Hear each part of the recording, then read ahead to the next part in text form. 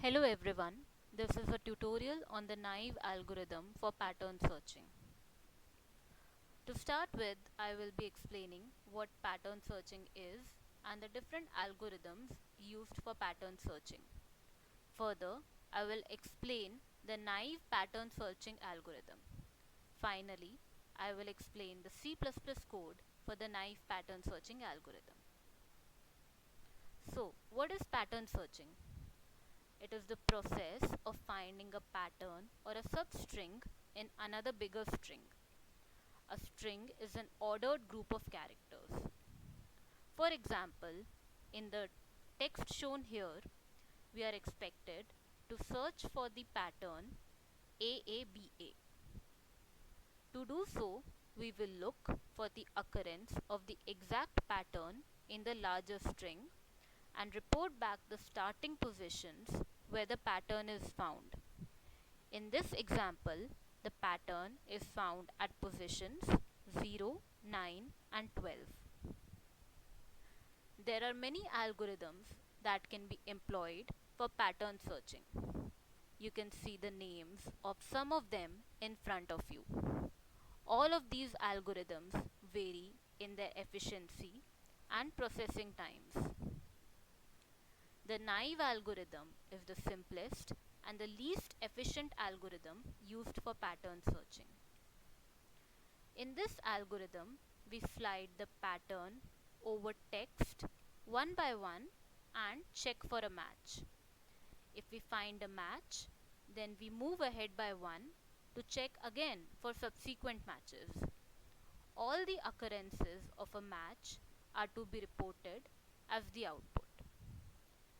As it can be seen in the algorithm, the input comprises of two strings, that is, the larger string named as T and the string containing the pattern to be searched for, named as P. The naive string matcher function receives these two strings as its input. The variable n denotes the length of the string T and the variable m denotes the length of the string P. A loop runs from 0 till n minus m, where n and m are the string lengths as explained already. If a match for P is found in the string T, a statement reporting the position of the loop counter is printed. Now, we look at the C++ code for the naive search algorithm. Here, the search function receives the character strings pat and text as inputs, where pat is the pattern to be searched and text is the string in which we need to look for the aforementioned pattern string. M is set equal to the length of the pattern string and n is set equal to the length of the text string.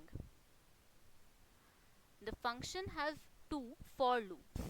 The outer loop has the counter variable I, which runs from 0 to n minus m and increases every time by 1.